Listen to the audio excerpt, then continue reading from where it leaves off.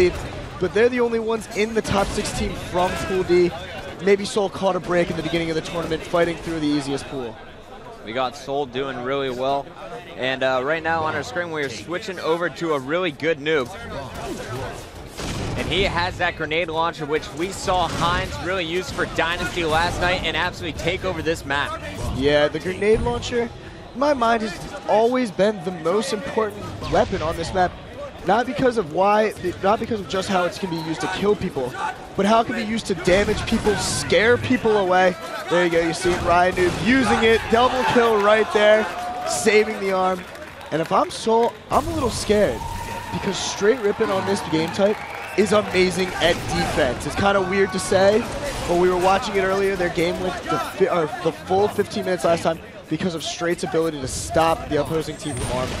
Naded jumping up. You see him going up against Formal. Tsquared coming in on the double team. Love the pinch here. They're going for the plant. That doesn't look like Str8 is going to be able to arm. Great defensive play, and Goofy is going to toss that bomb out. If we could go to Goofy, he has the sniper rifle, and he's doing a great job of staying alive for now at his base. And he just got a nasty no-scope there, taking down a really good noob. That's going to help Seoul push out of their base and possibly move in for a bomb plant. Yeah, all 4 members of Seoul alive right now, taking down 2 members of Str8 Rippin.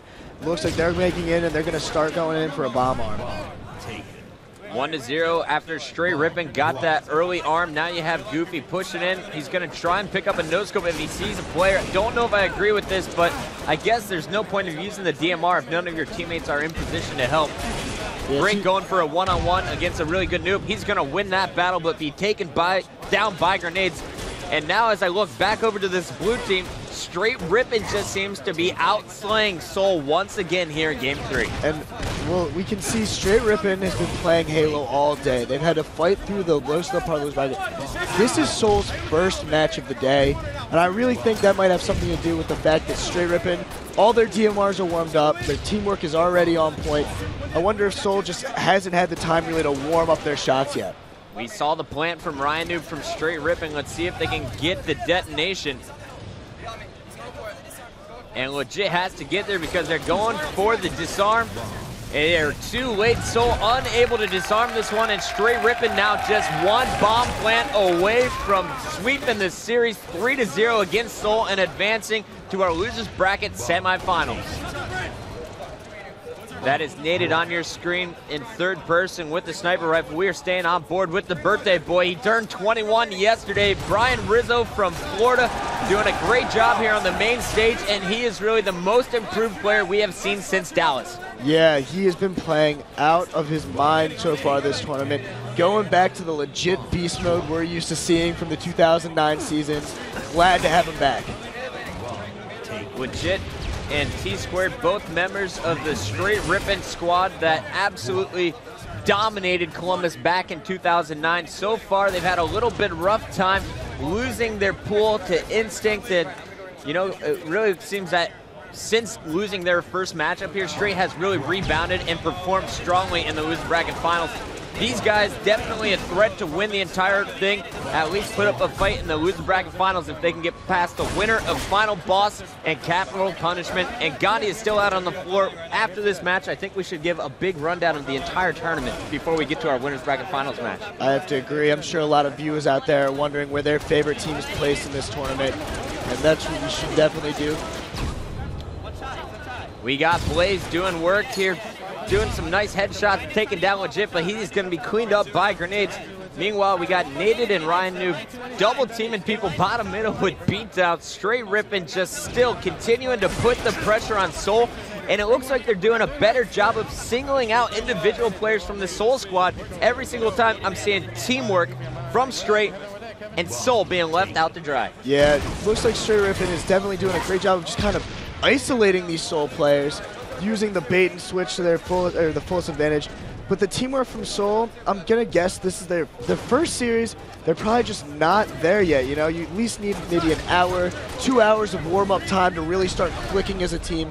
Right now, they might just be yelling at each other, not really focusing on working with one another, just kind of praying that that teamwork comes out of thin air. I saw them warming up earlier, but you know, it's definitely not the same warming up in our pro lounge compared to warming up in a real match in the tournament bracket. No, a lot of teams are very good in the Pro Lounge. I remember when I played, losing in the Pro Lounge literally meant nothing. All you were trying to do there was warm up your shot. You weren't really caring too much about your teamwork at that point. And that's going to give the advantage to Str8 Rippin. They've had 2 or 3 matches so far today, and they've already been dominating since the beginning of the day. Formal on your screen.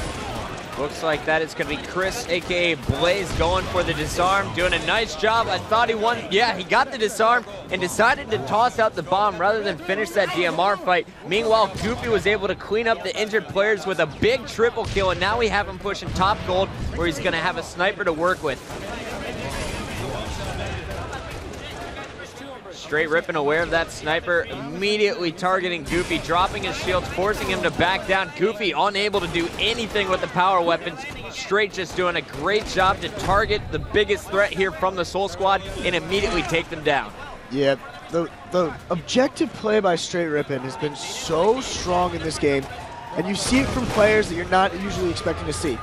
Naded has been bringing the bomb in for Str8 Rippin almost the entire game, doing a great job of going ring 2 in the bottom middle of the map and just controlling that area. It's kind of awkward, I believe, for the Soul team to always be getting shot when they go down in that area. Soul does not look like they know what to do coming off the spawn. They're spawning 1 or 2 at a time, but Str8 Rippin is doing a nice job of keeping the cycles all at different times, forcing them to be outclassed, or I guess outnumbered when they respawn. All 4 members of Str8 still alive. They're doing a great job of sprinting away from danger. It's just Goofy and Blaze now coming off the respawn, and Formal now getting into the action as well. 3 down once again for Soul. It looks like Str8 is going to be pushing the bomb in the hands of Ryan Noob. Yeah, this is not looking good right now for Soul. They're going to be grenading the top. Str8 Rippin is going to be going for these spawn kills. Only 1 or 2 players alive, Blaze and Formal, from the Soul Squad. If they want any chance, they need to not make sure that they don't get an arm right here, a plan at least. I love that swan dive from Legit for the assassination. He left his position, which allowed Soul to push back out, but it was definitely a fun play to watch.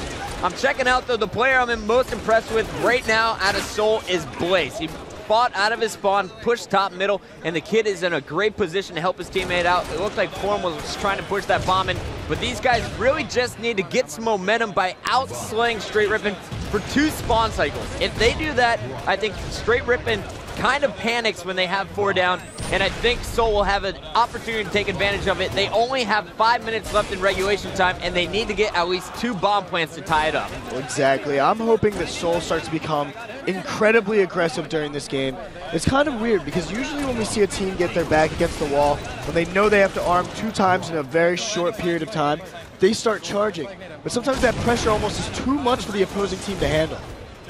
Goofy doing a nice job with the grenade launcher, hitting a body shot, staying alive with the evade, rolling around. Finally, a really good noob. His former teammate is going to clean him up.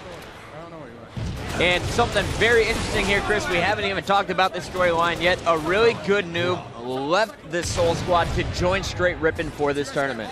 Yeah, and you got to think most of the players on Soul right now are probably thinking that. It might be in the back of their minds. Every time they might be killing a really good noob, they might be giving them a little bit extra body smack as they walk by. And a really good noob so far.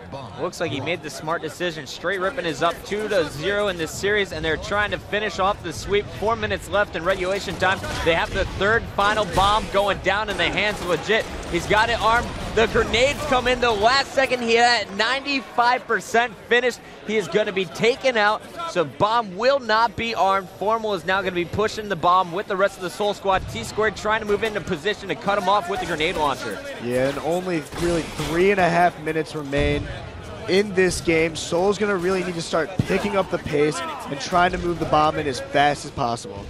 Really good noob with the evade is going to roll up on break, finish off the kill. We're staying on board with Tsquared.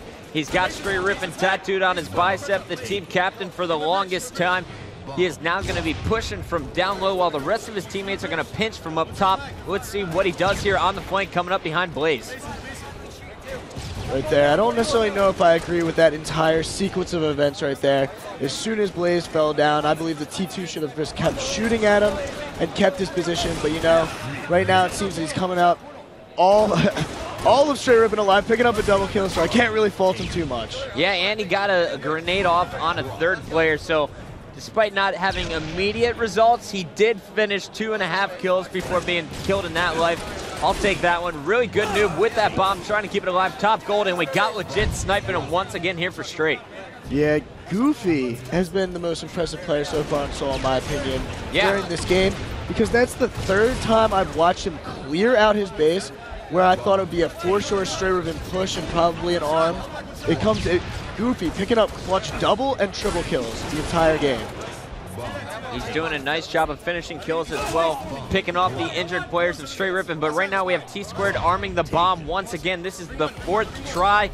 The last 3 have not been successful, but this one is going to be armed. Can they get the detonation? They have to protect it for 15 seconds. They've already done 5. It's counting down. Goofy, the last one alive, pushing in. Tsquared is going to make sure that doesn't happen. This game is over. Str8 Rippin sweep Seoul 3-0.